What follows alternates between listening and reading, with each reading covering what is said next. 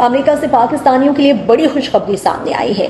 دیکھیں ہوا کیا ہے. السلام علیکم دوستوں، میں ہوں ہیرا عارف. امریکہ نے ایک ایسا پروگرام متعارف کرایا ہے جس میں دنیا کے تقریباً 50 ممالک شامل ہیں. بنگلہ دیش، نیپال اور کئی افریقی ممالک کو اب سیاحتی اور کاروباری ویزے کے لیے $20,000 تک کا قابل واپسی مالی ضمانتی بانڈ جمع کرانا ہوگا.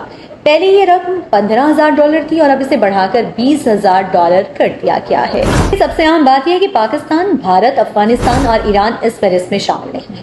اب اس کا مطلب کیا ہے؟ اس کا مطلب یہ ہے کہ پاکستانیوں کو ویزا حاصل کرنے کے لیے $20,000 کا بانڈ جمع کرانے کی شرط لاگو نہیں ہوتی ہے. پاکستانیوں کو کسی بھی قسم کی رقم ادا نہیں کرنی پڑے گی، کوئی بھی ضمانتی رقم ادا نہیں کرنی پڑے گی. پاکستانی چاہے وہ سیاحتی ویزا حاصل کرنا چاہتے ہیں، کاروباری امریکہ کا ویزا حاصل کرنا چاہتے ہیں، ان کے لیے ویزا حاصل کرنے کا پروسیس اب بہت زیادہ آسان ہو چکا ہے. یعنی کہ گرین پاسپورٹ رکھنے والوں کے لیے یہ بہت بڑا ریلیف ہے. ناظرین، اگر آپ امریکہ جانے کا ارادہ رکھتے ہیں تو یہ موقع آپ کے لیے بہت زیادہ بہترین ہے. کامنٹس میں ضرور بتائیے گا کہ اگر آپ امریکہ جائیں گے تو آپ وہاں پر کون سی جگہ دیکھنا پسند کریں گے اور آپ کو یہ فیصلہ کیسا لگتا ہے.